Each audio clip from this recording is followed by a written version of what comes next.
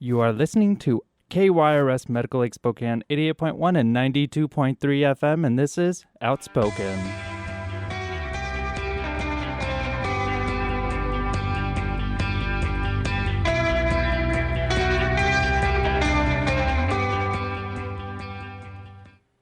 Welcome. That was a graceful intro. That's typically not how that happens. No, that wasn't. You know, it's graceful because we're doing a meditation challenge that is about gratitude and grace. You stole my phone. No, I agree with you. Sorry. So it's not helping me stay present. No, you are correct. You and I. We have been doing the Deepak and Oprah. Deepak and Chopra. Deepak Chopra and Oprah Winfrey. Yeah. Started a 21-day meditation challenge. We signed up. Of course. And every day, typically every morning for me, I'm going to have to do today's after the show because I haven't done it yet.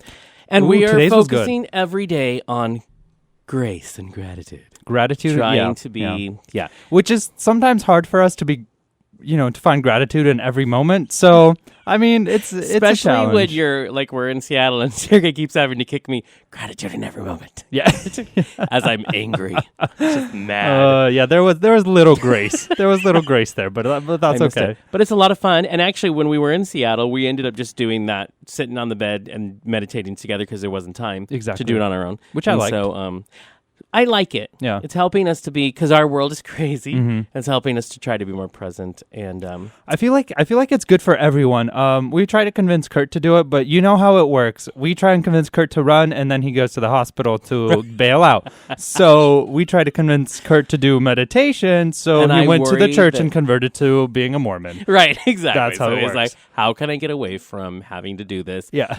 Okay, I will claim a religion for the next 21 days. Yes. It's a trial run, But, we're always doing challenges. I mean, let's just say it. We always do challenges on the show. We did the 5K challenge, and the boys ran a 5K. And we had a lot of fun listeners who ran the 5K with us, and we love you, and that was a fun team. Now we're doing a gym challenge with food plan. And I won't lie to you that I've derailed. But don't worry, I'm good again. I'm done. We're in this together, sister. Do you understand? We're in this together. We both derailed again. Do you understand I'm hungry, and that is the dangerous... No, and so we're back on the track. But this is what we do, and we invite you to be with us. Now we're doing a meditation challenge. Yeah. And in September, get ready, Spokane AIDS Network, we're going to do the AIDS run. The AIDS walk. Because we're not running this time. No. And Sergey and I will be there to make announcements and things, but we're also getting a team together to do the walk together because remember in Washington State the governor says we're going to end AIDS by 2020. That's 5 years from now. Trying to 4.5 really. The clock is ticking. So it means there's work to do. So look at all the things you can get involved with when you're with the boys. So all you have to do is send us an email, listeners@hotmesssunday.com. If you want to be involved in any of that, we're more than happy to tell you how, and we're there to support each other. So let's do that. We really are. So we're kind of working on this project. It's in the works right now, but we're gonna bring you a Seattle artist here in the end of August. It's gonna be exciting. Who is it? It's Jack Mosey. Yeah. We played Jack Mosey on the show. Last week we met Jack Mosey at another thing we were down at. And very talented man. He hails from the Seattle area.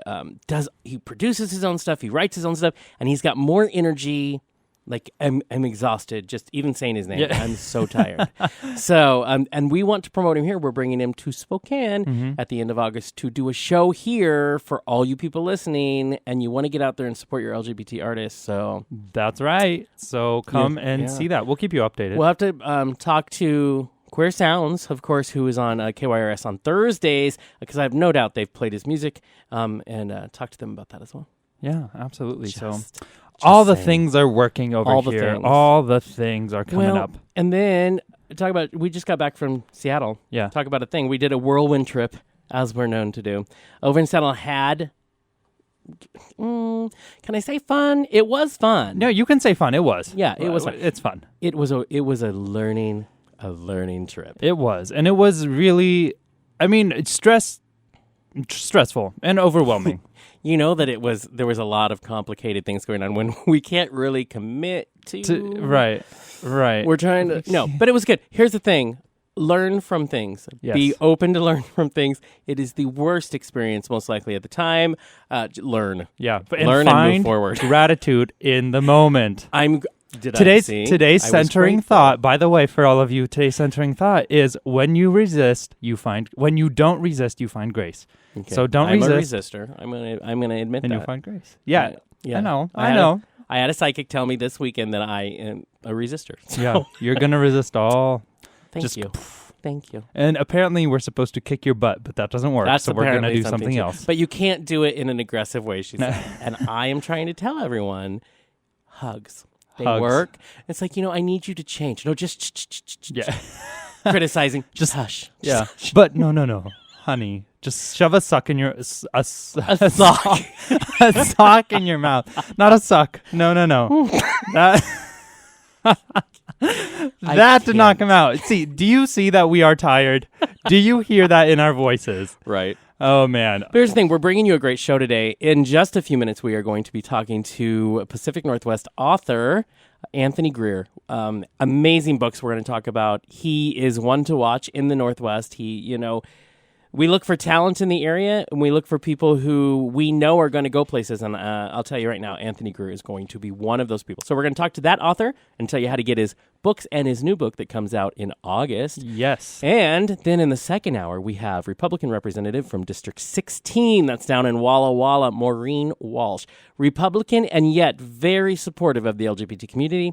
Back in 2012, she did a speech in the House that was all about the support of marriage equality, and that was before we actually had it in Washington State. That goes against what we know of the Republican platform. So we're excited she's coming on. We're going to talk to her a lot about the bill that kind of got stalled right now that has to do with the reparative therapy. We're going to talk to her about what it's like to stand on an issue that might be against what your very brethren in your political party do, and how she finds the strength. And her gay daughter, that is what inspired her to reach out and to think beyond party lines. And I think that's amazing. So we're excited to have Maureen Walsh in the second hour. It's going to be a packed show. Now, before we go on to a song break, I think now is probably a good time to do that.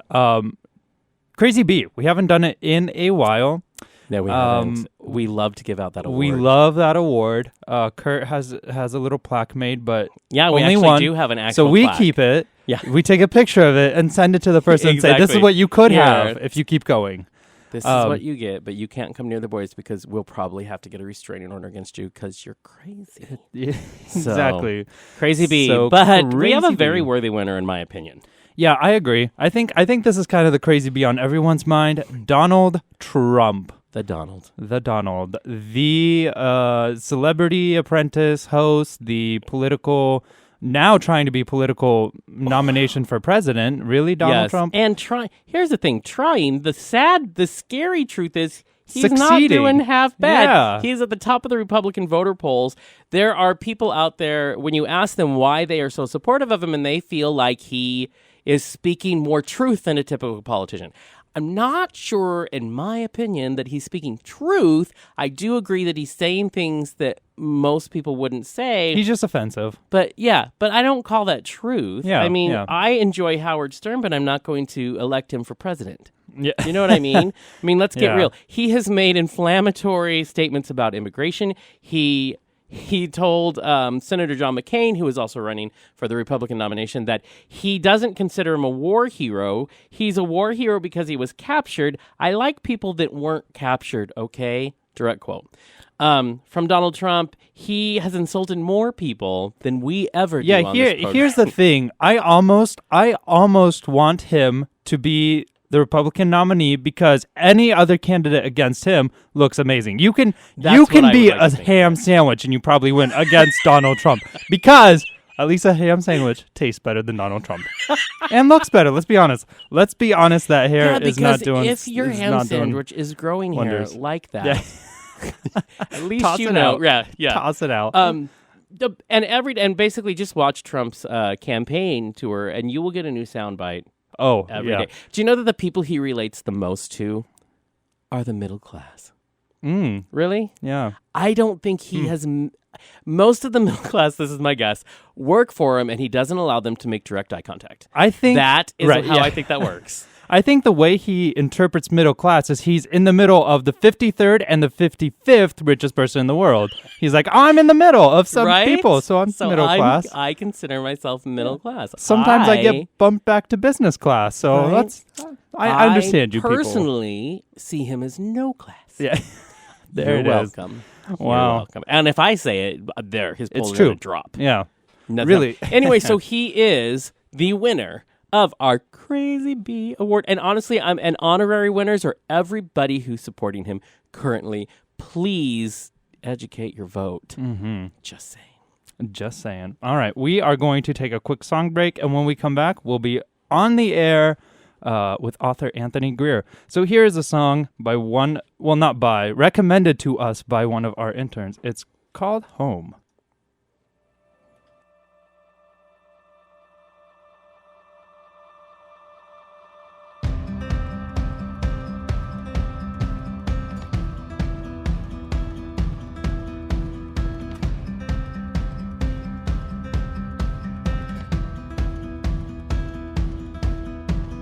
Run past the rivers, run past all the light. Feel it crashing and burning till it all collides. Strike a match, lit the fire, shining up the sky. As it all comes down again, as it all comes down again, as it all comes down again to the sound. The sound of the wind is whispering in your head. Can you feel it coming back? To the one for the cold, keep running till we're there. We're coming home now, we're coming home now. The sound of the wind is whispering in your head. Can you feel it coming back? To the one for the cold, keep running till we're there. We're coming home now, we're coming home now.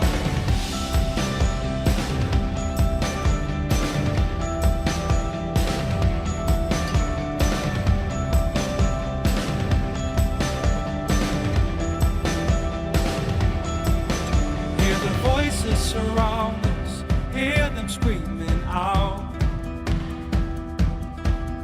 We'll be crying for mercy, we'll be crying out loud. Burn the bridges in our town till the point where we drown. As it all comes down again, as it all comes down again, as it all comes down again to the sound. The sound of the wind is whispering in your head. Can you feel it coming back? To the one for the cold, keep running till we're there.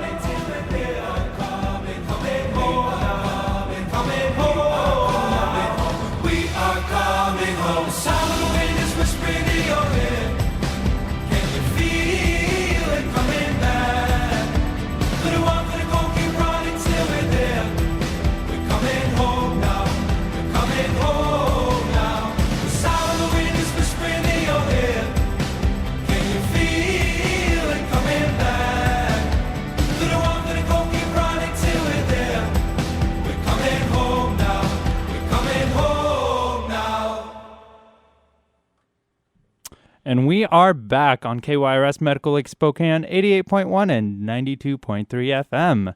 We are your outspoken We're coming home. boys. Yeah, we are. As they just said. We did that yesterday. We were coming home yesterday. We did. And Moses Lake tried to burn down while we were going. We had to it was on detour fire. Yeah. an hour out of the way so that we could get around the closing of the road. I know. The fire was right beside the highway. It was almost spilling over onto the highway. So this time, as we were coming home, we got to see the smolder. Except, let me tell you, Kurt is an awful person. He is the worst human being you'll ever meet. We all know this. We already accepted as truth. It's but true. As Kurt we're is our driving up to the Moses Lake fire, he's like, that's really not that impressive. It should be bigger. I'm unimpressed. Kurt, yeah. I'm like, no, we don't want people to get hurt. They closed the door for that little tiny flame. Yeah. Oh, he wanted more fire. destruction. More fire. So our producer is a horrible person. Yeah. At first, I didn't know where you were going there. I'm like, I agree with that statement as well. He is. Like if you just cut that word, first third. Yeah, there. Nailed it. First third of horrible. Yes, exactly. That's how you get around saying things on radio. Yeah, right. I'd like you to take the first part of the dog's name, Shih Tzu, which is a dog. It's a dog. I'm just saying right there. All right, stop. So enough. Talent. It's talent. Take the middle word of fire truck out. Take that out. Take that out. You know what I'm saying. We're getting too creative. Anyways, in just Especially a little bit. I'm over here trying to dissect it like a math problem. I know. What? Yeah. Anyways. Add 2 minus 4. Yeah. Right? In just 1 second, we are going to be having Anthony Greer on. Anthony Greer, yes. He's actually being transferred right now over to us phone lines. Anthony Greer is an author, writer from the Pacific Northwest. He has worked in journalism as well. He does have a number of books out right now in the sci-fi fantasy genre. Sergey and I have been able to read his work. This man is a storyteller, I'm telling you right now. So we are very excited to help you understand that this is someone you need to watch. So, Anthony Greer, you are on the air. Anthony, are you there? Is that hold music? He's like, and hold. Hold music. That is how on. important. I just want to say that's how important Anthony Greer is. Like when he calls your show, he just puts you on hold. It sounded a little bit like church music. It did. So, Anthony Greer, we have been reading. Actually, he has 2 series out. One is the Messenger series, and we read the first book of The Raven of Dusk, Transcendence. Great summer reading. So the great thing about that is, we got to read this fantasy novel. Both of us could not put it down. It was so we're going to talk about how he goes through. He writes them really quick, and these are very in-depth stories. So we're excited. Again, I'm going to say we are welcoming Pacific Northwest author Anthony Greer. Are you there? I am. Hello. How are you? There he is. He doesn't sound like music. He is. I know. We're just telling people you're so important that when we put you on earlier, it was hold music. You're just like, hold. I will get to you people when I'm ready. You hold us. How are you this fine morning? You're hailing from Seattle currently, right? Oh, yeah, that's correct. I'm doing well. It's really hot out here. So yeah. That's not fun, but it is called Hot Mess Sunday, so yeah. See, exactly. It's literal about that today. And we do want to say we take business trips over there way too often, and we expect Seattle to cool down for us. And instead, you guys have been keeping up with the Spokane weather, so not appreciated for you guys, I'm sure. We have too much over here, so keep it to yourselves. Anthony, so we just wanted to start off with you telling us a little bit about, your books, getting our listeners warmed up to what kind of genre, what you write about, and why you write it. Okay. So the book that I wrote that we're going to be talking about today is called The Raven of Dusk, Transcendence. It is an epic fantasy. It could also be considered dark fantasy. There's some LGBT themes. There's some young adult themes, but overall, it would be epic fantasy is the genre. Mm-hmm. So basically, the book is about this planet Norius, and long ago, for whatever reason, all life had gone extinct.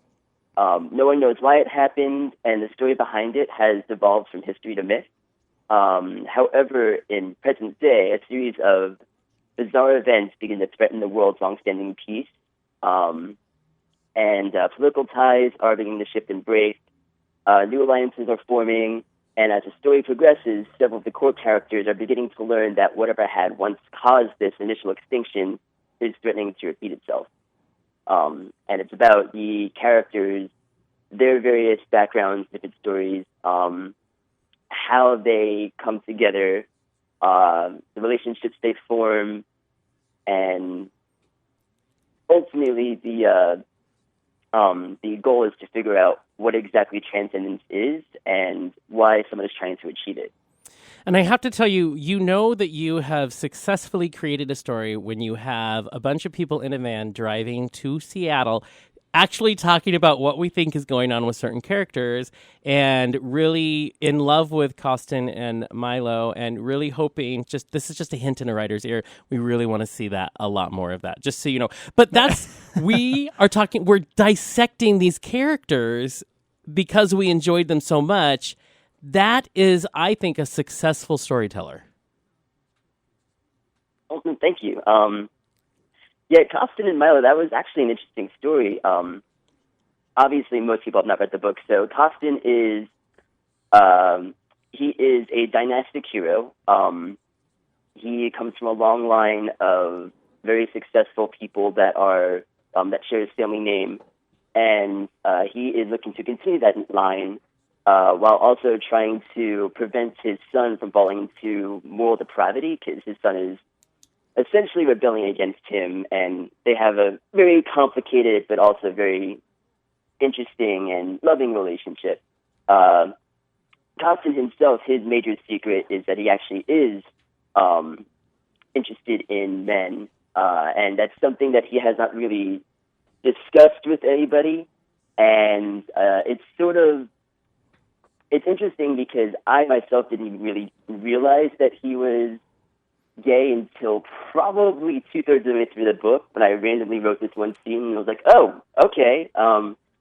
Suddenly I'm starting to feel like the parents of a son that, like, you're like, oh, how did I not see these signs before? And he just came out to me in this moment. And I'm writing him. Yeah, right? I love that. That brings up a good point. What I want to know, first of all, tell me, how long have you been writing? Like these books? So this particular book, well, I guess the series in itself, I've been working on for several years. Mm-hmm. And it was just all about trying to find the beginning of the story, because obviously there's a lot going on. There are a variety of characters. There are a whole variety of stories. I also just released a series of short stories that have commonalities with the events that happen in Transcendence. Some of them a little before, some a little after. But probably 4 or 5 years initially with this book, just to get the foundation going. Mm-hmm. But that said, I wrote the second book, which is now available for pre-order next month. I'm dying. And I have a lot of the storylines set up for the rest of the series as well. Well, that's amazing. So, I mean, reading this book, you can tell that there is just a distinct voice. And, I mean, it's so well written and it flows so well. Do you have, I mean, you've been writing for 5 years, just books, but do you have any experience writing before that? Did you go to school for writing? Or was it just this passion that you've always had to write, and it's always come so eloquently to you? So I've always been writing. My family says that I started writing basically as soon as I learned how to draw. I would always, when I was younger, I would basically take my favorite stories and kind of rewrite them, and it was totally plagiarism and whatnot, but it was cute. It was cute. like my favorite musical when I was younger was Into the Woods, so I wrote an adaptation called In the Woods. Love it. So things like that. But basically, in high school, I was editor-in-chief of my high school newspaper. I occasionally write for the Seattle Gay News out here as well. Mm-hmm. I went to the University of Washington to become an English major, which is, why I'm a bartender now when I'm not writing. What do you do with a BA in English? I mean, I've been writing all of my life. It's just trying to find the confidence and the right story to say, okay, this is publish worthy. I'm okay with doing this. I'm ready to show this to the world. Well, and one thing I'll say is that one of the big things we noticed, the difference between, and we we talk to a lot of different writers. We also get a lot of submissions of books. And on the show, one of the things, the integral differences with you and other writers is you are a storyteller. And I believe those are two different things, because you know your stories and histories and things beyond this book. You can tell when you're writing, you just know this whole world that you've created. How in the world do you begin that process of creating this gigantic world that's bigger than just one book? You know what I mean? Honestly, I mean, it starts with a small idea and it just builds. And that's probably one of the reasons why it took me so long to get this first book out, is because every time I wrote a draft, I would then get these other great ideas. I'm like, okay, well, can I fit this in this book, or should this wait until later, or should this be its own little short story? And it just kept building and building and building, and finally, at some point, you just have to say, okay, enough. There's too much going on. Right. Let's cut some stuff out. Let's add some stuff, and it's just a constant process of adding, taking away, putting stuff to the side. At one point, I think I call it my Nuri's Bible, because it's just a separate document with all of my ideas, and that's probably longer than Transcendence itself at this point. Yeah. Oh, wow. Just because of deleted scenes that I've had there, certain details about characters, plans that I have for the future. Right. It's just something that builds and builds. See, I think that's amazing. The world that you've created is so intricate. And that's the answer there. Hello? Are you there? Anthony, can you hear us?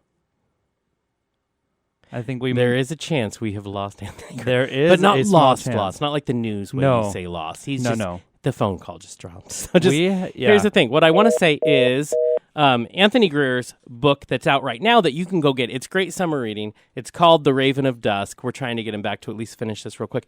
The first book is called Transcendence. The second book comes out. You can go to Amazon.com, look up Anthony Greer, and you can get the second one, which, like he said, is available for pre-order.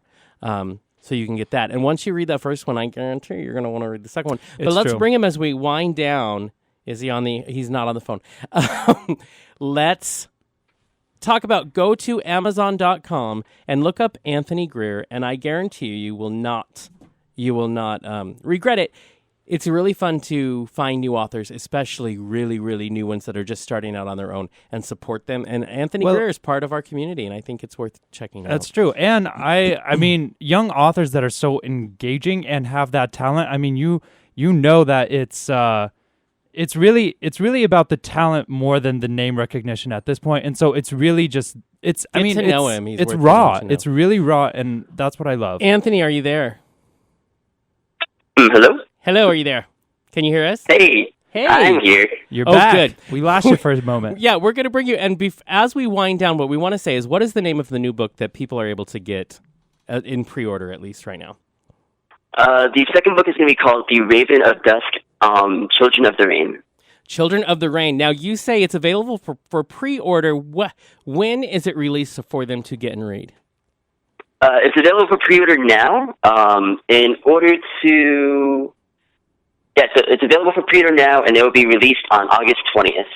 That's amazing. Okay, first of all, I'm dying, because when you finish and so people, that gives you, just about 3 weeks to get this book right away, Transcendence, read it, because you're going to want the second You're book. going to want more. You really are. It's a thirst you can't quench right away. No, that's why we spent, a 5-hour car ride talking about what do you think is going to come. What is it that you find most fascinating when you meet people that have read your books, by what they say to you? What is most surprising? Most surprising so far is how much they've liked them. So far, I've done a lot more advertising with The Messengers, which was my debut novel in February. Mm-hmm. I have gotten nasty emails from people for not writing fast enough, which I thought I was like, okay, I will take that compliment. Right? So that's I used a different name when I upsetting. sent you that email, so I'm good. Yeah.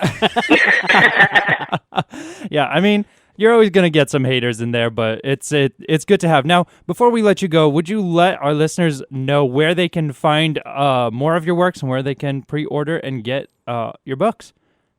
Yes.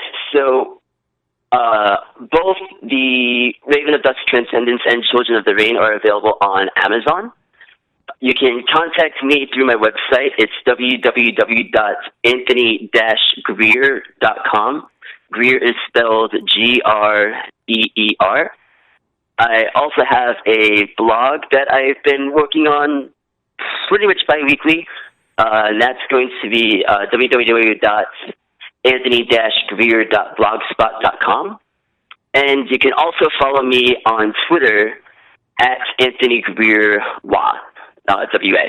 That's amazing. And I have to say, for everybody, when you mentioned the blog spot, for everybody who wants to get a taste of the writing of Anthony Greer that's just going to make you want to buy the books, definitely visit the blog because you get things there you don't get in the books, which are the short stories, lots of behind, the past stories of the people that are in your books.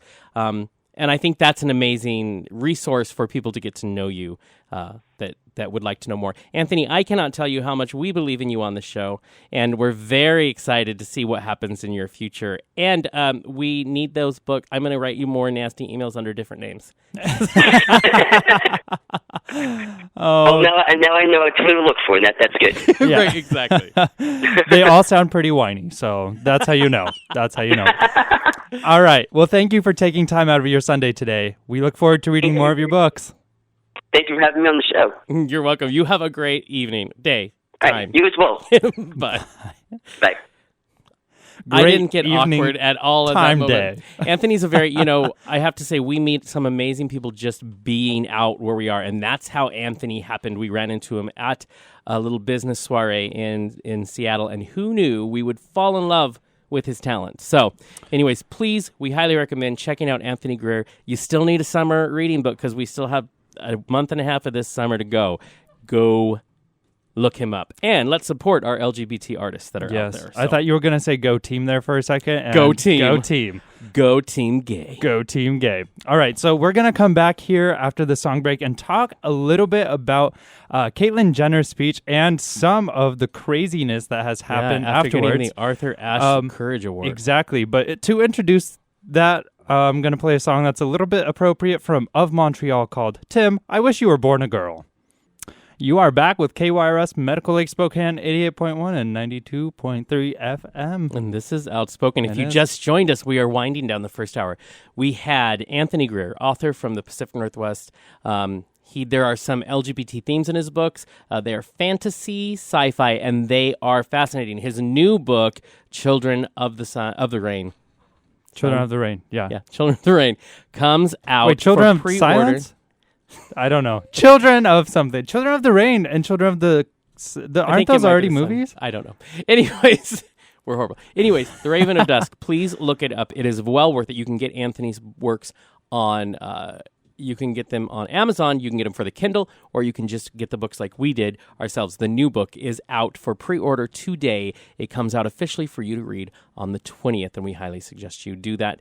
As we're here, we're going to come into a panel discussion about something that happened recently. So the ESPY Awards were on ABC, and the Arthur Ashe Courage Award was given to Caitlyn Jenner, which, if you didn't see, first of all, that speech was amazing. It really was. Absolutely it really inspiring. Was. Yeah. And what happened first is all of these people on Facebook were all posting quotes. I mean, just has been this crazy, amazing experience. And then there has been this crazy backlash. Well, and it's not, I mean, yes, there has been backlash, but this is public television.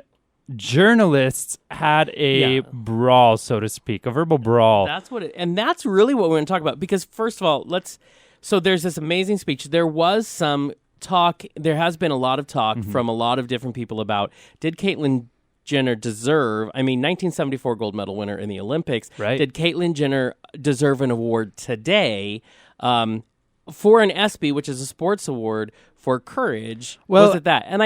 And I think that, of course, she deserves it, and it's not because she hasn't been in sports for such a long time or hasn't been, in the public's eye for such a long time. It's because of her transition, and I think that's right. That's more notable in the sports community that they're awarding courage for that. But of course, there is a lot of talk. Right. Did she or did she not? And I want to say one of the best quotes from the speech was, "If you want to call me names, make jokes, doubt my intentions, go ahead. Because the reality is, I can take it. But for the thousands of kids out there coming to terms with who they are, they shouldn't have to take it." So that's this thing. And I want to say we're going to bring on two panelists that we're going to discuss this with.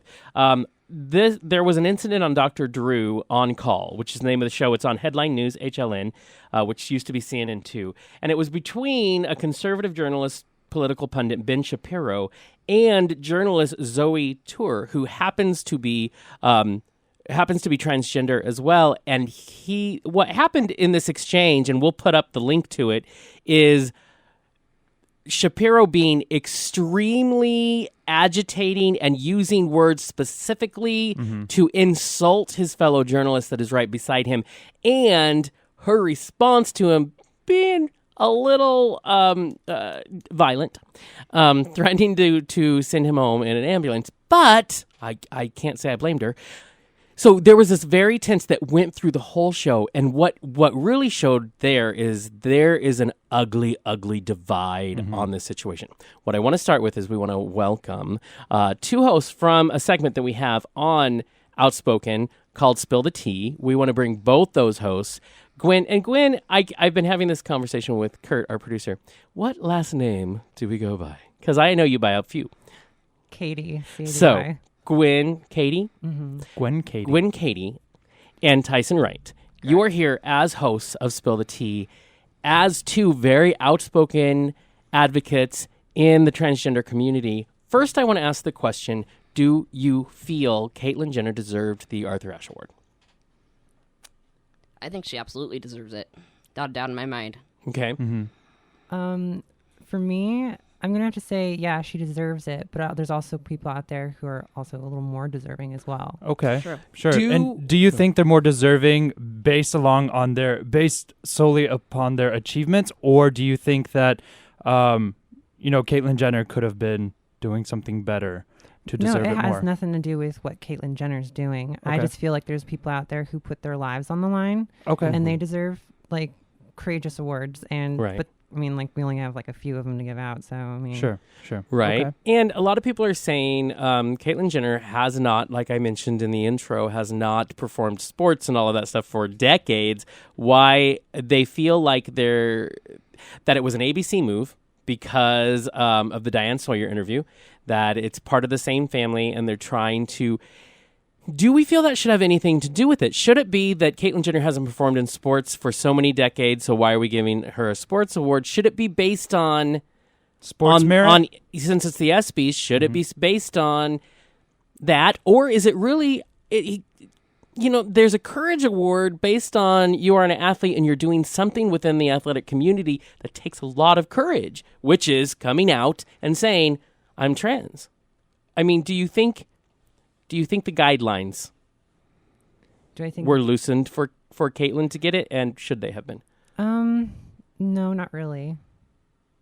But not really they weren't loosened, or not really they shouldn't have been? I don't think they were loosened. Okay, sure. Still a huge icon within the sports industry, so no, it wasn't loosened at all. And I think it doesn't matter if they are loosened or not, because it's not about the guidelines, and it's not even about the award. It's about the recognition of Caitlyn Jenner. She could have won any other award, and it was about the recognition and having her go up and have the opportunity to have this speech, because in the sports community, it is a big deal to come out as, first of all, part of the LGBT community. You can't be gay. We know Michael Sam is having a hard time performing on a football team because it just didn't happen. Exactly. And to come out as a trans woman is huge in the sports community, because you don't see it all that much. No, you don't. And I need to say, one of the other things is even advocates within our own community are saying things like, hey, it's a 65-year-old white lady who happens to be rich, who's going back to her mansion in Beverly Hills. She hasn't lived, it's some of the things you were just saying, Gwen. She hasn't lived in the essence of how hard it is. So how dare she be on that stage? Is that something that even should be part of the debate? No, I don't think her money needs to be a part of the debate. Whether or not she's rich or not, that the media doesn't show what's behind the scenes. She may have money to go through her transition lickety split, but that doesn't change the fact that the social structures are going to change just like everybody else is out there. Right, exactly. And Tyson? She's putting herself at the forefront of movement. It doesn't make it any less valuable. Right. Yeah, I agree. I mean, I think that Caitlyn Jenner is going to be an icon in any case. I mean, and it's like Laverne Cox. That's a big move to do, and what community you're a part of almost doesn't matter. It's more about the message. And right now, you can't even say, your socioeconomic status is up here. You have, this privilege or that privilege, because right now the privilege doesn't matter if you're making a change. I will say this: there's a crossover in an understanding of what I feel about it, which is when Caitlyn Jenner first came out. I right away was like, that's amazing. This is a great moment. Then the Diane Sawyer interview happened, and it, for me, wasn't amazing. I mean, there were some good things, but what I noticed was I didn't feel like Caitlyn Jenner was knew enough yet for herself of what it was like. And so, Tyson, you and I had this discussion where our concern was, is she the right person to be so high profile to help the trans community? Because she has been known to say things that are like, that's not really how you say that. You shouldn't say that. And so the shock when I watched that speech was more so that, wow, it was an amazing speech. It was inspirational. And there was a moment where Caitlyn Jenner says that she's learning. And that is all I ever want from my leaders, is to know that they understand. Because the fact is, the gentleman who mentioned the 65-year-old rich white lady who is very disconnected from the realness of it has a point in the fact that if that was all, and Caitlyn Jenner chose not to know anything about her community, she's rich enough, white enough, and living in the right community that she could do that. So if she chose to stay there, I would agree that I would be critical as well. Tyson, has your opinion evolved at all on Caitlyn Jenner Absolutely. Recently? I was completely skeptical after the Diane Sawyer interview. I didn't really have that much faith, but I still, had a little bit, just because, we need someone at the forefront of the movement. You want it, yeah. I want it so bad. There. And after that speech, though, there's no doubt in my mind she's doing a fabulous job. I'm very happy that we ever had. Gwen, did you ever have doubts in the beginning? I'm going to have to say, yeah, I did, honestly, because, the Kardashians, they do a lot for exactly right. For it made it, yeah. But, yeah. To fully feel that way about Caitlyn herself is kind of invalidating her. And I feel like that's wrong in essence. It is. No matter if we feel that she's, just putting on a show or whatever. Right. I feel like anybody who really fully, forcefully fights for that point of view is invalidating her identity. And to do so is wrong. You don't want someone invalidating yourself. Yeah, so. Right. Absolutely. And I think that the conversation has been about whether it's for publicity and whether she's ready. But I think that that's exactly what we need is, the only way we make a difference is if we have publicity. So we're criticizing what we're actually wanting to use and what we need. And she isn't 100% perfect in her identity right now, and neither is the community. I think she can help the rest of the United States and world grow with her because she's a relatable icon and she is at the same level that a lot of people are right now. For me, I feel like Caitlyn Jenner is a great icon for the cisgendered people because she's still learning. Right. And so the rest of the community can learn with her. Right. And that's an excellent point. But then with Laverne Cox, she already knows everything that she needs to know about the trans community. So she's a great icon for the trans community to look at that too. And do you think it's important to have someone that's an icon for the cis community for the transgender advocacy? Most of the ignorance and bigotry comes from the cisgender community. Of course. And so they need someone to look up to. Yeah. And what a fascinating point that I honestly have not seen or heard made yet, and that was the first time my brain went, hey, which just what you said, just what you made it. There's two different icons for the same movement, but for two different parts of the world that need it. And maybe that's where it is. I will say, even in her speech, she says, I understand that there are people who doubt my intentions. And that doesn't matter. Because let's say we talked about it a few weeks back. We are criticized, as you all with your new segment will be as well. Someone will find something to criticize. We are criticized, Sergey and I, because we are white gay men, and we can't be black lesbians, and we can't be gay men, and we can't be trans. And so we have a lot of people have criticized us, and my answer is always, and I think that's what we need to think about with Caitlin, is if you choose to take whatever status you have in life and use it for good, don't tear those people down. Yeah. We can only do what we can as the people we are. And I really think that's what Caitlyn Jenner is doing. Listen, question all of that, like she said, do all that. The fact is she stood up on that stage thanking people for award, but making it about the kids and the suicide rate in the trans community and saying, this is what it's about. Do what you want to me. So she, in her status, is using the great things she's been given in life Absolutely. push for a movement. I kind of want to bounce off of that and say something. I mean, we often forget that we need the privilege almost because that privilege gets us a foot in the door. And we have spent so much time fighting the privilege that we idolize someone who is at the lowest level of privilege where, a lot of people will say, well, where is your icon that's, a black trans woman who is part of the LGBT community, also has a mental illness and is an immigrant. I mean, you don't want to find someone who's the ultimate minority who represents everything. You want to, fight for your movement with people that can already help you. Comments on that? Yeah, I agree. I don't think for the initial part of the movement it has anything to do with minority. Sure. I totally agree. Having someone who's already in the door in some way or another is excellent. It opens the door further for those other minorities. Mm-hmm.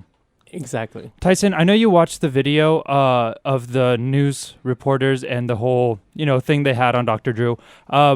I want to hear your comments and thoughts about that, because watching you, Jonathan and I saw a lot of angry and surprised reactions. Let's be honest, my hands are still shaking from earlier from just watching the video. Sure. Right. There's a lot of anger there. I'm really frustrated, especially with what Shapiro had to say. And Shapiro, let's remind everybody that then the aftermath is on the Dr. Drew on call on HLN. He had on about 6 reporters to talk about the ESPY Awards, and he asked in the beginning, does Caitlyn Jenner deserve, like we did, does Caitlyn Jenner deserve the ESPY? But what transpired afterwards in that conversation on air is Ben Shapiro, a conservative journalist, says very disrespectful things to the journalist Zoe Tur, kept calling Zoe sir, saying that you are a man, you even have sperm. I mean, just very inflammatory statements that are obviously meant to hurt. That's their design. Exactly. And it's happening, and Dr. Drew was never able really to successfully bring it back to what he tried to give him that. And so there is this really ugly argument. All of the other journalists are screaming at Ben Shapiro and saying, how do you not see that you are being disrespectful? How does that happen? We're sitting here, 4 of us, talking about a subject that is going to be passionate. But I would like to think we have decorum. Watching that, let's go with the emotional reaction, and then what, as 2 people who are hosting a segment, what that reaction was. I think you both watched the videos, right? Gwen is nodding with a look of she's going to kill somebody. Yeah. Start with me about the emotion in watching that. Initial emotion that I had was prison rules need to come on the streets. Amen to that.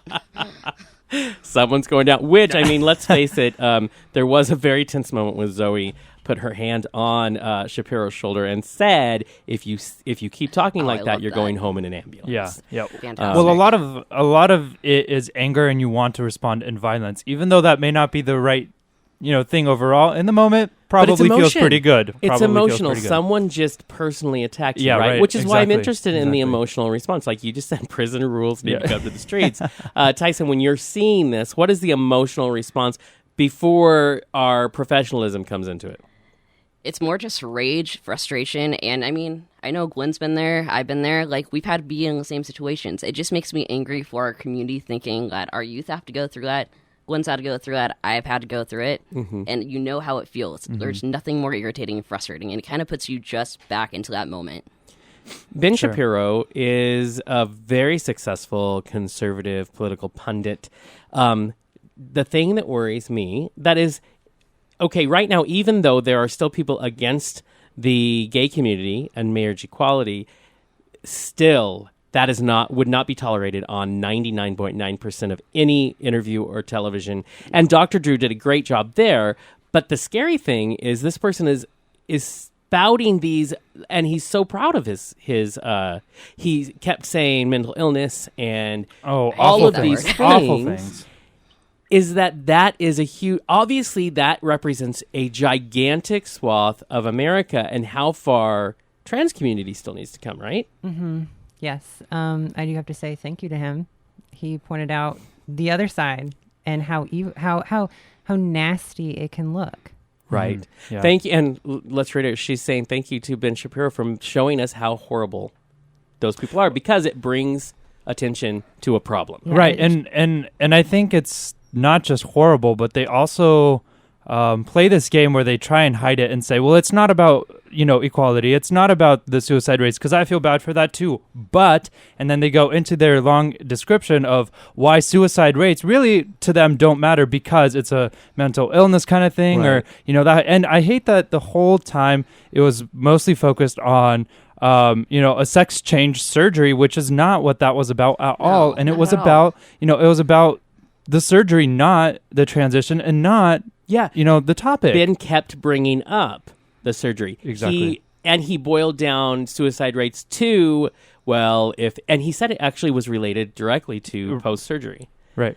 What kind of, missing the point, right? Here's the point, absolutely. And their ship is way over here in, the Yellow Sea.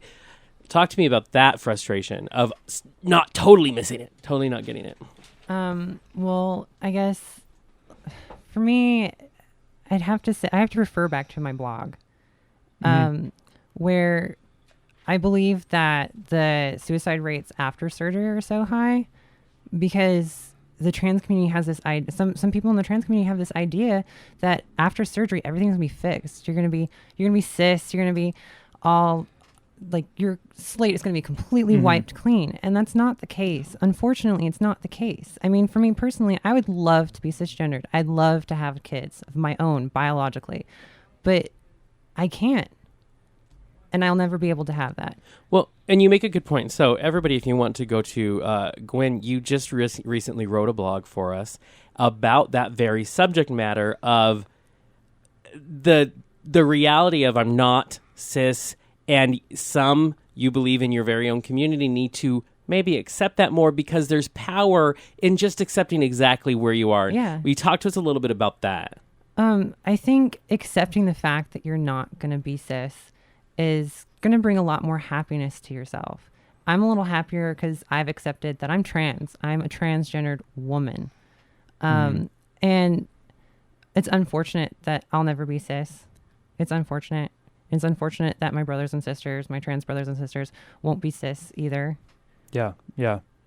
But I feel like that everyone strives to be cis because to be cisgendered is because we view that as effortlessly happy.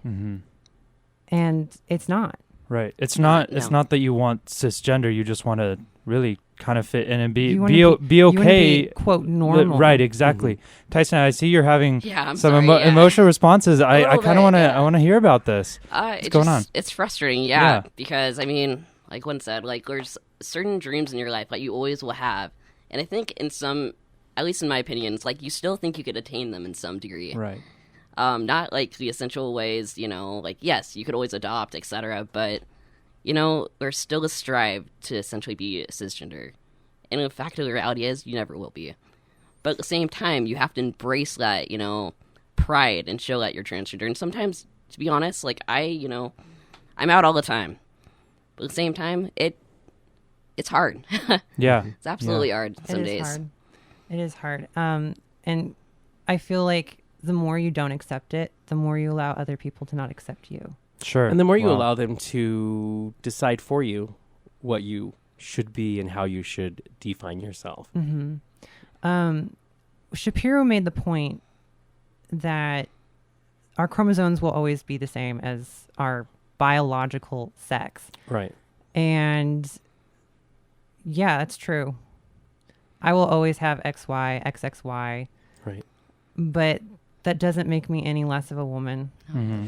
Right. Well, I think that's where we don't understand is people who come from such a perspective that it's so black and white, it's so binary, that if it's not in your DNA, that's it. Like that's the line that they draw, where they can't see the outside, and they can't see that it's not about the DNA and it's not about the physicality of it.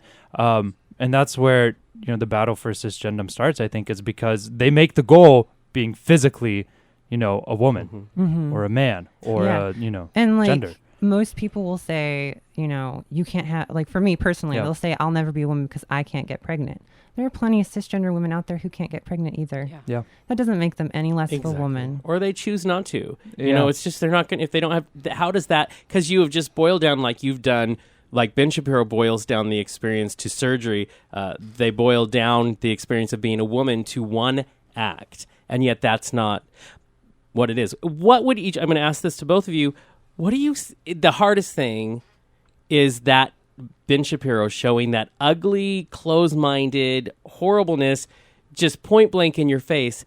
What do you think it's going to take to change the amount of people he represents? What is going to change? What's going to help them understand, or at least maybe get them to shut up more?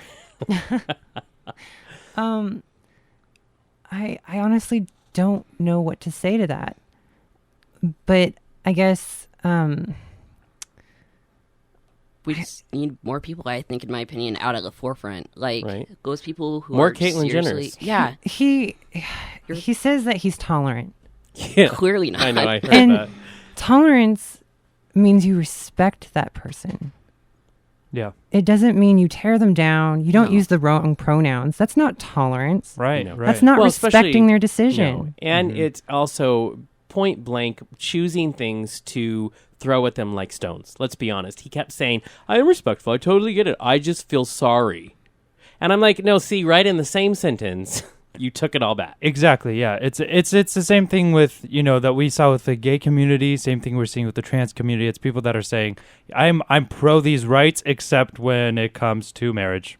I'm pro the rights except with this. I mean, when you see someone as a second class or as a lesser than you, that's not, like you said, that's not tolerance. That isn't respect. You have to see someone on the same level. But what they're choosing to do is see someone, respect that you're lower than them is really what they're doing. Yeah. And then, there comes the argument of the difference between acceptance and tolerance. Yeah, acceptance absolutely. means, that's cool, that's awesome, kind of like that kind of feeling. There's none Tolerance, tolerance is more like, okay, that's how you feel. You do you, I'll do me. Mm-hmm. More of, and I'm all about acceptance. Tolerance kind of annoys me at times, but at least it's a respect. At least it's a, hey, you take that. But there was none of that in this argument. No, it's flat out ignorance. And Caitlyn Jenner points that out in her speech. Respect. That is what every individual person deserves from everybody.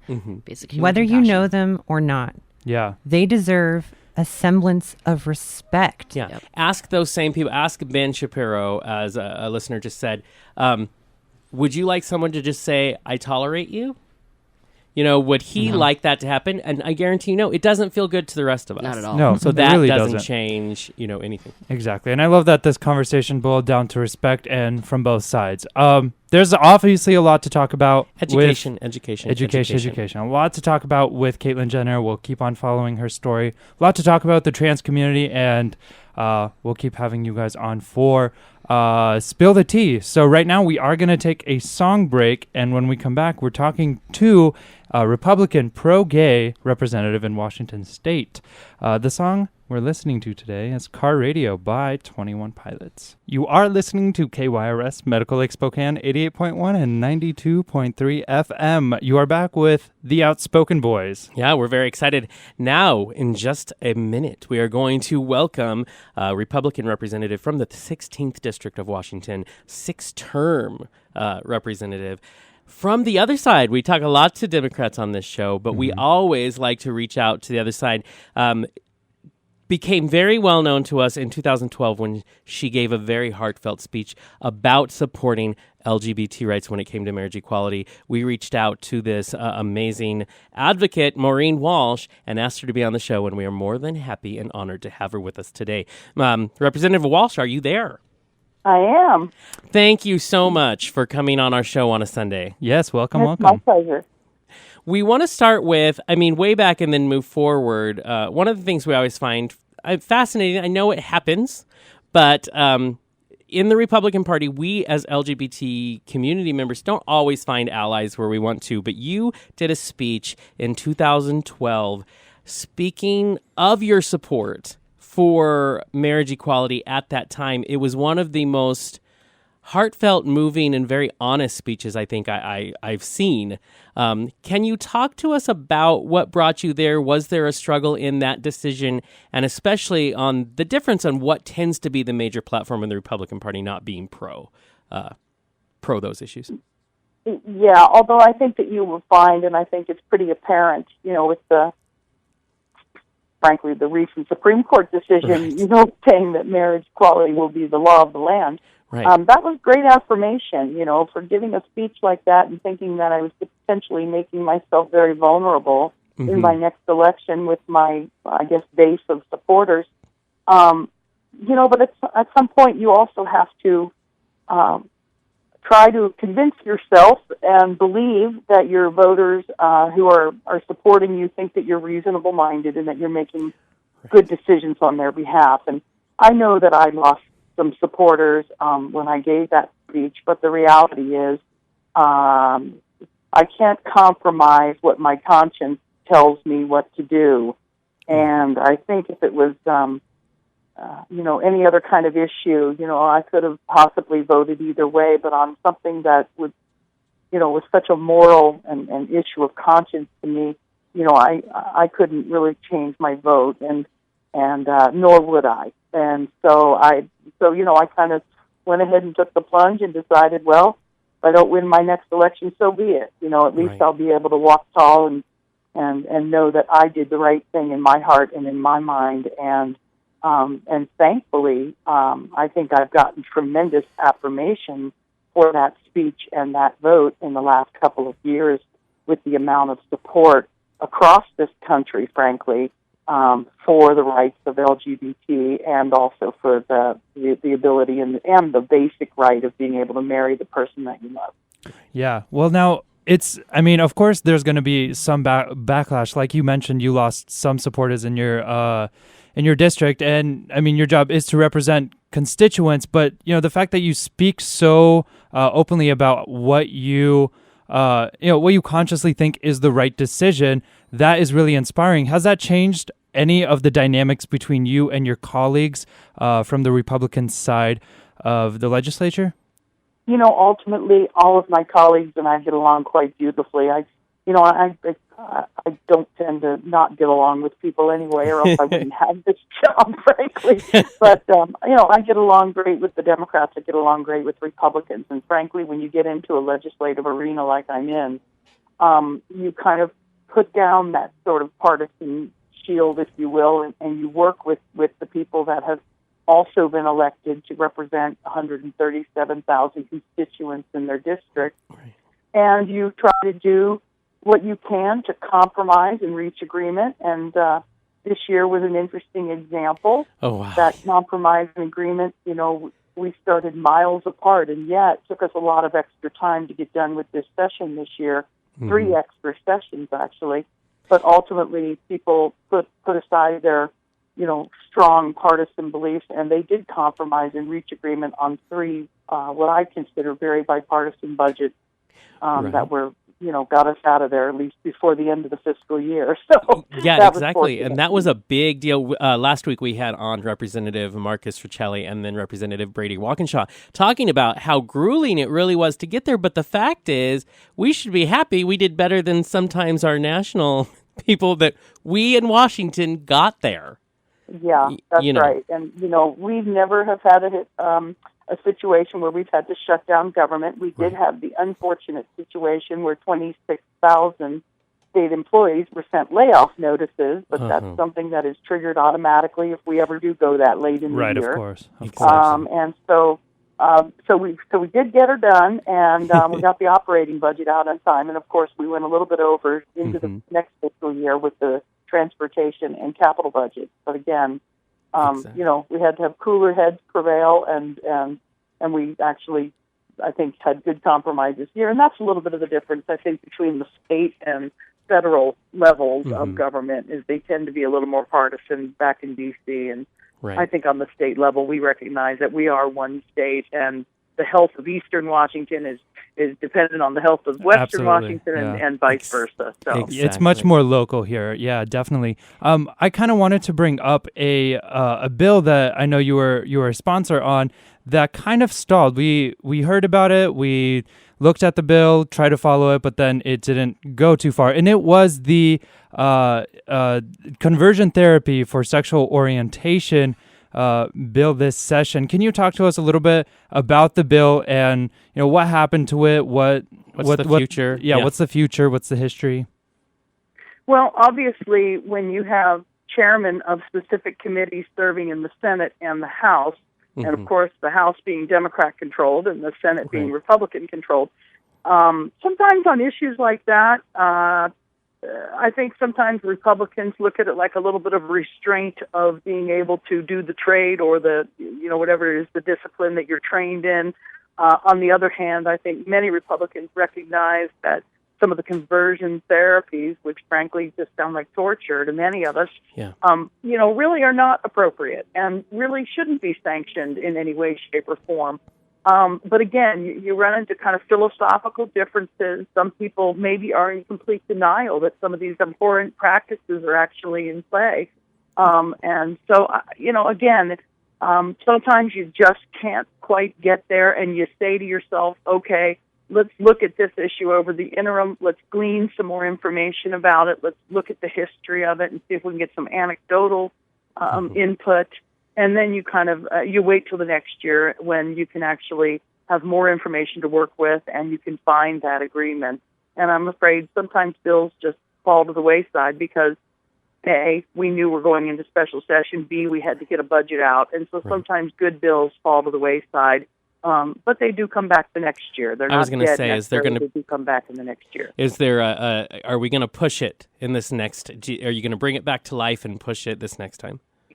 Was that Brady's bill in the House? Do you remember Brady Walkinshaw? I believe it actually was Brady Walkinshaw. Yeah, and I think he probably came over and had me sign on to it. And I suspect Brady will work that bill, in the legislature, and I'm sure that he will try, very hard to get that legislation passed. It's important to him. It's important to a lot of us. Right. And but again, I think sometimes just you start wading into the weeds with some of these things, and the details get confusing, and then you're hearing conflicting research, and so I think sometimes it's just better to kind of keep working a bill, keep working what the content of that bill is and what that bill actually means, and come back when you are better able to knock it out of the park. Right. And I suspect he won't have any problem doing that. He's a pretty convincing guy. He truly is. And I want to say one of the things that I loved, we are not used to seeing politicians. There's a lot of things you have to do. You have to do a lot of speeches, and you have things that are important that are very, business. We got to get business done. What I loved about the video that I saw, of course, back in 2012, was the very realness you had. First of all, good public speaker because you're funny and you're very poignant, and I enjoyed both sides of that. But do you find it was a very personal story? It was very much a transparent, authentic part of your life that is really a vulnerable way to share, especially when, politics can get a little...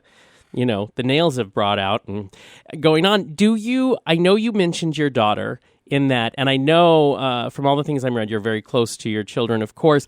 Do you find that, was that the thing that helped kind of go, I'm going to look at this a little differently than maybe a lot of the Republican Party on the national level would do it? Is it that helped? Or were you always, even before you knew of your daughter, a little more open to things like that? Yeah, actually, several years before that, I had co-sponsored the domestic partner legislation with Marco Leas in the House, and I co-sponsored that bill as well. I've never had an issue with marriage equality. I've always thought that one's sexuality should not dictate what rights they are provided in life, and so. So that was before I even knew my daughter was a lesbian. I didn't even know at that point in time. And so yeah, I've always been pretty liberal. Now, I will confess that when Governor Gregoire came out and said that, she has no problem with same-sex marriage, except that using the word marriage, which again, that traditionally held, union between a man and a woman kind of a thing in our country. I kind of thought, it's just semantics. What's the big deal with the word marriage? And then maybe you find out that your daughter is gay, and potentially will be having a gay marriage with another woman, and suddenly, guess what? Semantics do mean a little bit more.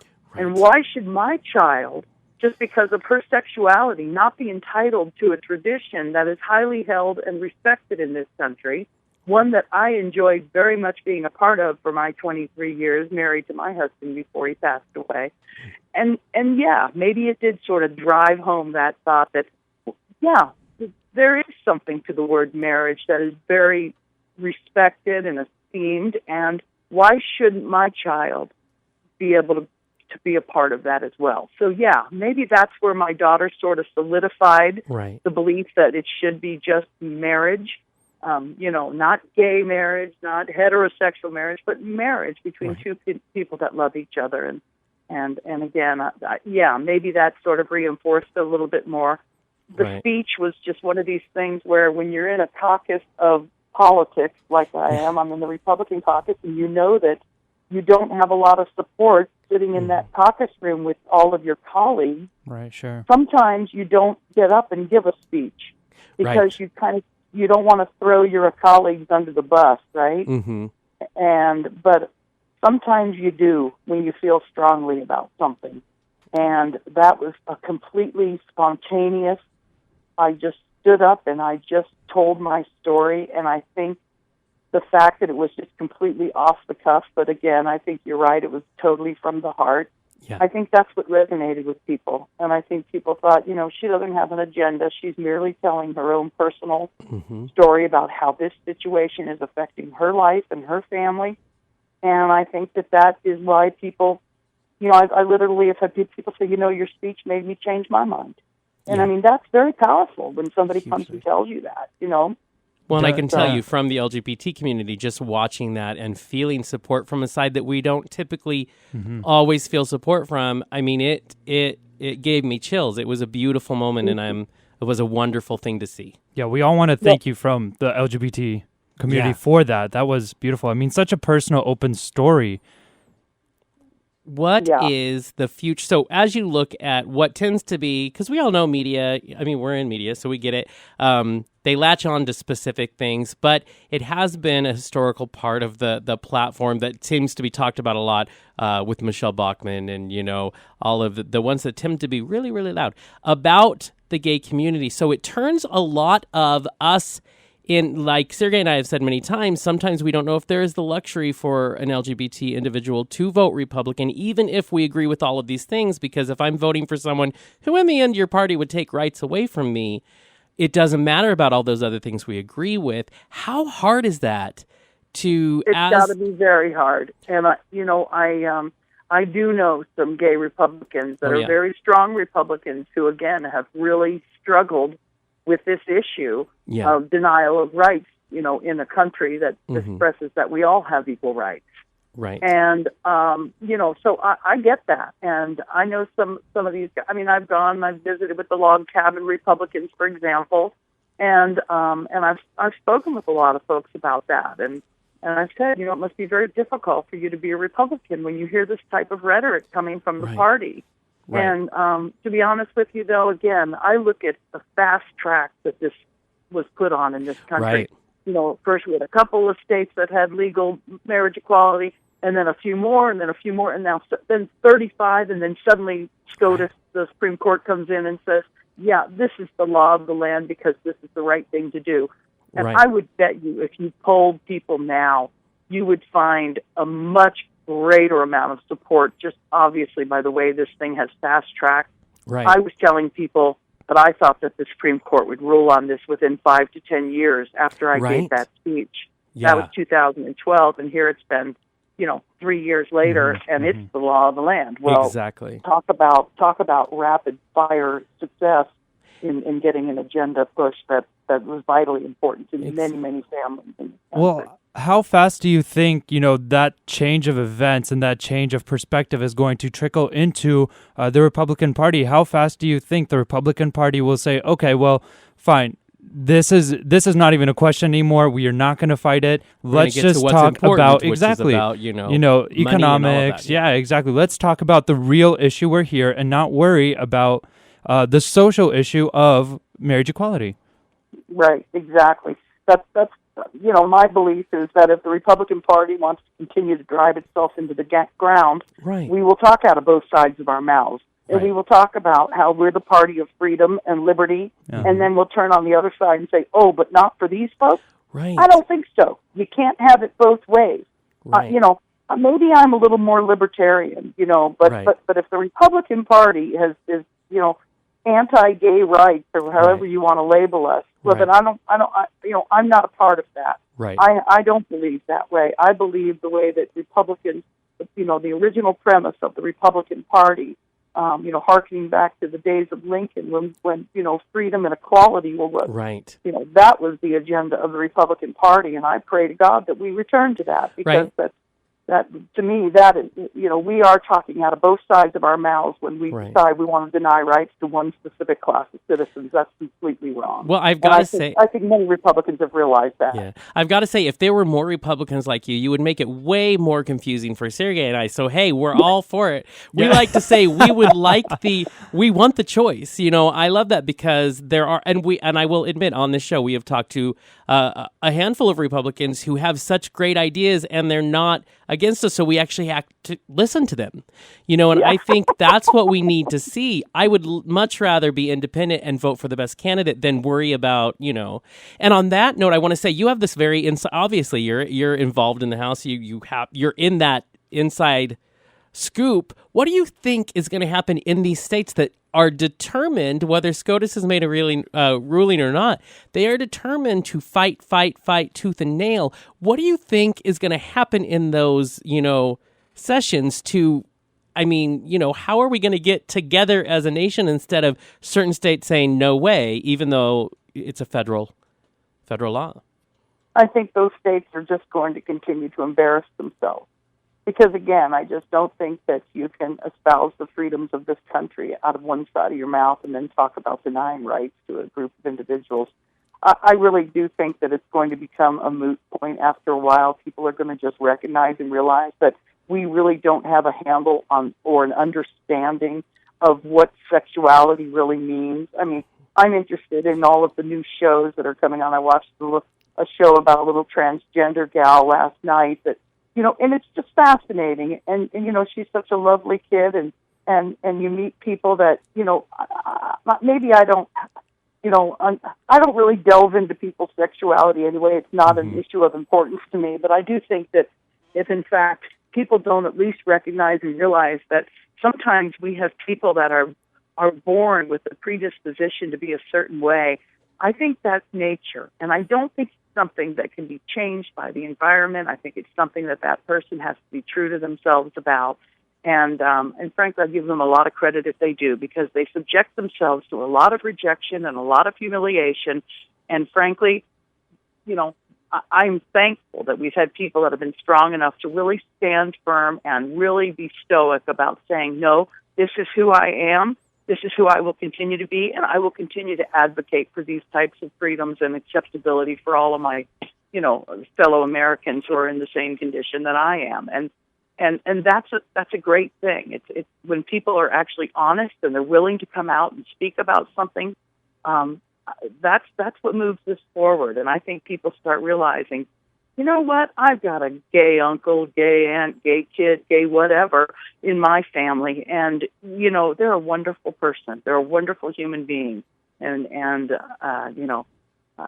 that's to me what it is. Acceptance is being able to be informed. Ignorance is caused because people lack knowledge about a specific issue. They're not familiar with it. It's uncomfortable to them. Once you get familiar with it, you begin to realize it's not the end of the world and the sky is not falling. Exactly. I mean, we just talked about that on our last hour. We talked about ignorance and acceptance and the difference. And I love that. I agree wholeheartedly. So, I mean, we live in a very liberal, progressive state compared to a lot of the others out there. And, Washington has a lot of rights for LGBT, I mean, specifically trans as well. We have a lot of trans positive laws. In fact, right now, what do you think can be done more to progress the transgender community in our state? Well, again, I just think the openness about, one's sexuality in general. I think we are all beginning to get a little better understanding that everybody's not built exactly the same way and that there are differences. And I think if we can recognize those differences and not disrespect them, then I think we're all going to get along just fine. Nobody, it's not hurting me because you're gay or somebody is gay. It's not hurting me at all. That's their personal right to be who they are and be able to be accepted for who they are. And so I think at some point, the more we talk about these things and the more people are exposed to them, I think of the Ellen DeGeneres show. Here's an example. 10 years ago or however long Ellen has been on the air, I think she really made a lot of people say, she's just a lovely person, and why would I have anything wrong against her? And I don't care if she has a girlfriend. That's her business.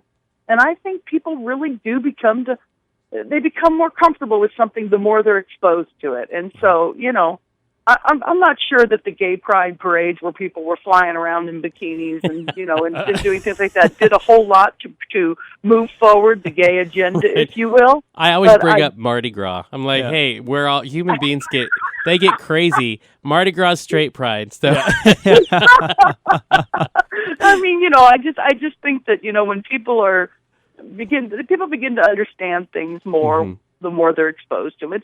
It's simply learning, right? That's all it is. And I have to say, you brought up a great word. So many good quotes. I just have to say in that sentence. I was cheering in here. You can't see me, but I was. But one word you brought up was respect, which I think is very important. And we would be wrong if we did not ask your opinion on someone who has come up in the polls when it comes to the presidential race. That maybe respect is not a way I would describe him. What do you think about Donald Trump coming up in Republican polls and that, he seems to be surging? I think Donald Trump thinks he's so rich that his money will protect him from anything he does. It's very sad when you see people supporting him and he's ahead in the polls because... but this is what it does. It sort of exemplifies this need that people have for politicians to be honest.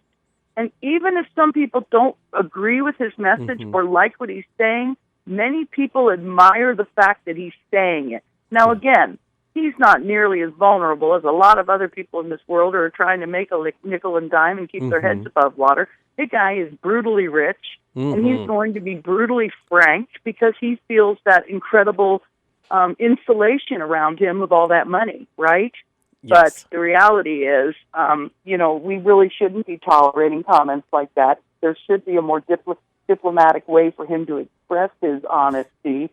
And then I think people, will kind of come to understand and realize where he's coming from and that he really probably does not represent their attitudes when it comes to race and when it comes to, some of the other issues that he's talked about. Right. Well, and hopefully the polls don't result in, nomination. I would be sad if that's how our country worked. Yeah, it would make me very sad. But again, it's that honesty that people are right. craving for in their politicians. Right, and at the same time, that's what affected me watching your speech was your honesty. And you're right, it's the flip side of the same coin. Yeah, is the honesty there, and that's what I think you're right, and that's what a lot of the people who responded to those polls were saying is, hey, at least he's saying exactly what's in his head, no matter how a little. And I think it's funny because for me, it was your speech, and it was way more useful, in my opinion. But it's the same thing. We want to see truth and honesty. And I have to tell you, I mean, again and again, I try not to be political. I just happen to be more one side because of how things fall. We need more Republican, outspoken people like you, Representative Walsh, because it makes it a better playing field. Because it's about the real issues of why you care about your party and not about these crazy things trying to tear people down. And so I have a lot of respect for you for that very fact. Well, thank you. That's very nice. My pleasure. All right. Well, we really appreciate you calling in today. Definitely. It's been quite a show over here, and it's been a great pleasure talking to you, especially finding someone in our state who's Republican and pro-LGBT. We found someone in Idaho, so now we found someone in Washington. And hey, every once in a while we find us scattered about. Yeah, and every once in a while we like to have what we call political parties in our studio. So we're going to get you up here with some of your cohorts because we love these kinds of conversations. So thank you so much, and it proves that allies come from everywhere, especially even in places that we would never expect them. So thank you for being an ally. Absolutely. Thanks for having me today, guys. Our pleasure. You have a wonderful day. You too. Bye-bye. Bye. If you just joined us, hopefully you were listening to, that was a Republican representative from District 16. That's down in Walla Walla, Maureen Walsh. And we said Republican, but let me tell you, very pro LGBT. Her daughter's gay, and she votes her conscience. And I want to say the best thing about people who support us is they make us happy. Right. So, and Outspoken receives support from 9 Bar and Bistro, featuring a full bar food menu and trivia on Thursday nights. Located at 232 West Sprague Avenue. More information is available at 509-747-1621. Outspoken is also funded in part by the Pride Foundation. For more information, visit pridefoundation.org. All right, we're going to listen to a song real quick. Now, a lot of you think we don't listen to your comments, and while that may be true most of the time, we do actually listen to your comments. I'm just kidding. Someone told us... We're just kidding, we don't. No, I mean... No, we do. We do. Someone let us know that we do not play enough jazz music on here. So, of course, we're going to do this the only way we know how, by giving you Tony Bennett and Lady Gaga singing The Lady is a Tramp. That was Lady and the Tramp. That's why The Lady is a Tramp. Lady Gaga and Tony Bennett. Yeah, I love them too. I love their new album. Oh my goodness. Well, not so new anymore, but still. Yeah, not so new. Yeah, I guess it's almost a year old. This has been a crazy show. It has been a crazy show. So I want to remind everybody, if you missed today's show and you want to hear a really inspiring interview with Republican Representative Maureen Walsh, and you want to hear our discussion on Caitlyn Jenner getting the SP award, the Arthur Ashe Courage Award, with our hosts of Spill the Tea in here. And then, of course, we talked to Anthony Greer. Seriously, if you need summer reading plans, there they are. But if you missed any of that, tomorrow you can find us on iTunes. Please go on there. You can listen to any of our past shows that we have up there. You can listen to it while you work out, while you do dishes. I don't care. Just make sure you get our podcast, and then please rate it. Tell us we're 5 stars. We love 5 stars. We do love 5 stars. And then write a nice comment. You're allowed to have other opinions, but the ones we'll like are those. Right. We're going to tell you what to think about us. Yeah, this is how this works. Yeah. It's not a dictatorship. What is that? That's crazy. That's how this works in this world. Crazy talk. Now, in the outspoken world. I love that she kind of put a spin on the whole Donald Trump situation. I'm just going to bring it back to that because it was a spin. It was a spin, and it was good. I mean, people do want the honesty, but I love the point you made. She was also honest, and people loved her for the right honesty. Right. Donald I feel Trump, like it was a flip side. Exactly. To Exactly. Donald Trump's not the right kind of honest. And we just don't need something that. I've learned in business. Yeah. I want to tell you, because as we have said many times, the politicians work for us as citizens, and we need to remember that we are their bosses, and you don't hire crazy. Just Never. A phrase to live by, and if you've hired crazy, the minute you realize you hired crazy, quickly escort crazy to the door. And I am definitely telling you, Donald Trump is crazy. Don't hire crazy, people. I want to take that quote, "Don't hire crazy," and put it on top of City Hall, and then parentheses say Mike Fagan. Mike Fagan. By the way, psst, don't Just hire so you crazy. Know, Mike Fagan. Mike Fagan. Yes. Which re-election's coming up for city council and the mayoral. Not all positions, but the mayoral is coming up. Where is that that lady that's running against mayor? Condon? Yeah, Charlotte. Where are you? Come on, Char, we need you to be louder. We need you to be louder. We're going to call you out every single show. Be louder. Otherwise, the first re-elected official, our mayor, in 3-4 decades in Spokane. We do not re-elect mayors. He is poised to be the first one to do that. If you want that to be different, then Char needs to get louder and people need to stand up. So, saying, I mean, we are fair on this program. We have reached out to the mayor on numerous occasions, so he's always welcome on our show. But just so you know, Char, knock, knock. Exactly. Knock, knock. Well, and I mean, we talked a little bit about how much money they've all raised, and I love the comment last week. Marcus Riccelli commented and said, big money should go out of politics because it shouldn't be about how much you raise. It should be about how many people believe in your cause and how much you've done for your campaign in the grassroots Because the truth is, version. as we stated last week, and actually the Inlander is the one that did the story, which is Mayor Condon has raised more than any other official in Washington state. So he has over $300,000 he has raised for his campaign. So the fact is, money is going to talk and Representative Riccelli is, I agree, big money out of politics, so does he. But the fact is, currently, money plays a major role. Way too big. And that's the case in everything. Big agro, big pharma. Big money anywhere is kind of the new theme. And, the last time something like this happened was actually in the 1920s. And we know what happened immediately after that. When the divide between classes was so big, the Great Depression happened. And it basically, I think it's like the economy's way of just saying, start over. We need to readjust. Again. This is my reset. Yeah.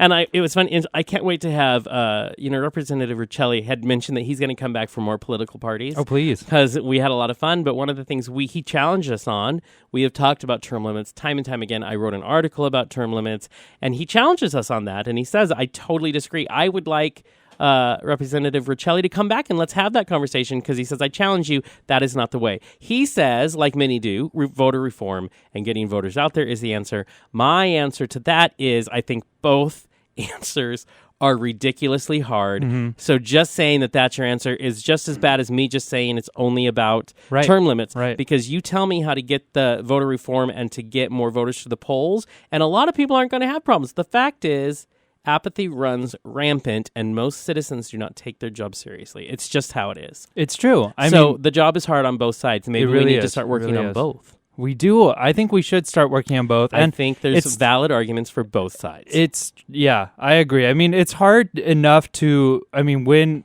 an election against an incumbent, but when you don't have any voters showing up, then, it's and the ones that real. do go, I've heard of that guy, so let's just vote there because I know that name. Right.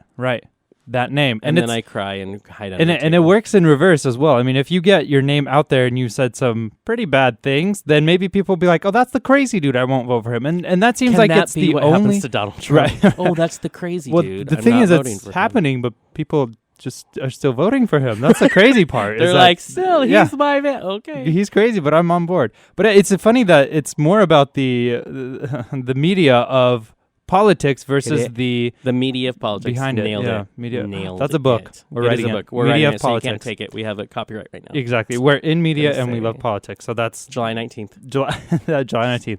That's all.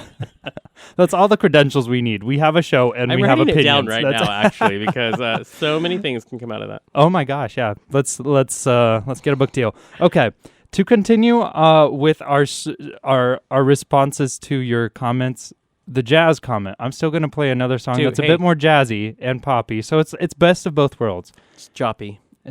Joppy? Not a thing. Jazzy, Pazzy, pop and jazz. I'm trying to help out here. Just trying pizzazz. Okay. Pop jazz. What are we listening to? Okay, we're listening to Justin Timberlake's "That Girl." Now, if Justin Timberlake was gay, he would be my future husband. But that role is already taken by Sam Smith. Seriously, you enjoy Sam Smith. I have wished Justin gay since he was in NSYNC. I'm just saying. So. Yeah.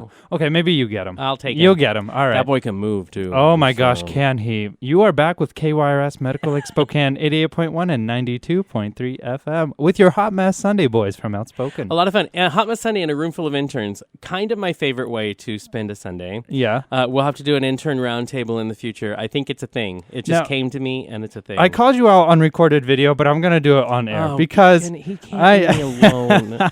It's the funniest thing. No, it's not that it's true. Look, it's cute, okay? I'll say it right now, but it is, I think, overboard, but you do you. You do you, boo. Everywhere you go, you always mention the interns. And it's funny because it's sometimes in like the most unnecessary situations. You go to the gas station and you're like, oh yeah, my interns cop's are in giving the me car. a ticket. And Yeah. I'm like, I'm sorry, I just saw an intern, and I was just going to my intern's There is a house. little bit, okay, Jonathan. There is a little bit of the you feel cool because you have people. Yeah, there's a little bit of that. I like it. I respect but hello, it. sometimes they naturally run. I don't know. It's natural to me. I love naturally it. because I rely so much on these amazing people. See how? See, I said amazing. He's being a jerk. I'm amazing. So, you're getting some Mariah's glares. over there going. Be honest. Yeah. Say the truth, Jonathan. No sucking up here. Oh darn it. So here's the thing. So yeah, okay, interns. But on top of interns, we have listeners, and one of the things we do is. You and I write a lot. We do. Every week we write. Sometimes, and we get really busy. Sometimes we get these submissions from people. A lot of times, listeners who want to be guest bloggers, and we have not done that from the beginning. We have just made that not a thing because Sergey and I like the spotlight. But we recently, this past week, had 2 guest bloggers, and we're very excited for both of them. We did mention Gwen in the first hour. Her blog went up this week, but we actually have a listener who is actually very involved and active in the community, and he was one of our first guest bloggers this week. His name is Josh Swan. Josh Swan is currently the coordinator of the Men's Amity Project in northern Idaho Coeur d'Alene area. Josh has worked extensively with PFLAG CDA, the NIC Gender and Sexuality Alliance, and add the words Idaho. You can actually go on our website for more information, especially of his project, Men's Amity Project. But he is our guest blogger, and go check it out. It's about authenticity in the workplace. It's a very well written article. But what I love about the article, it is very real. It's very raw, personal. yes, it's very vulnerable. And it's talking about, hey, he comes from a state where, they don't have the rights that we have in Washington State, and how you have to be concerned in the workplace. He has to, even though he is the most, he's a well-rounded, very secure gay man, that is still a question he has to ask every day. Do I say it? He talks about how he has a corporate job, and he has to think about those things. Right. It's well worth the read. We have it posted on our Facebook page, and we have it posted on hotmesssunday.com. If you have a second, I highly encourage you to check it out. Really good guest blogger. Very excited for that. Yeah, I'm excited to have more and more people be guest bloggers, but that is a great one to start off with. Mm-hmm. And Gwen is another great blog. All about cisgender and the desire journey of the transgender. Exactly. From the transgender community of some people wanting it so bad they miss the point of who they are. Right, yeah. So. It's great points, brilliant blogs all over the place. Well, I think that I think that it's radio. What am I Use your thinking? words. I know. Use your words. Radio. I'm just gonna broadcast my thought process to you guys. So remember to go on iTunes and please rate us. That's what I was gonna say. You can find us on Facebook at facebook.com/outspokesman. You can find us on Twitter at outspokesman. And we're on Instagram now. We actually put stuff on Instagram now. We were like 6 months ago, but we're Nothing back. was happening. We're back. We're back. Hot Mess Sunday is what we're under on there. But remember, always look out in the community for your boys. If you have a place you'd like us to show up, maybe there's something you think we need to see, feel free to email us at listeners and we will. at hotmesssunday.com. And we will show up because, if you're opening an envelope and there's going to be people there, we are more than happy to announce that. And you know what? And be there. I think it's going to be as bad as if you have a wedding, if you have your child's birthday party, we'll be there. Right. If you are getting a puppy and you're excited, we'll show up. We'll help do you. it. We'll do it. As long as there are people taking pictures. Yeah, pictures and people. We will be there. Get your phones out, take pictures. Yeah. We'll show up. All right. Well, stay tuned for more programming here on KYRS.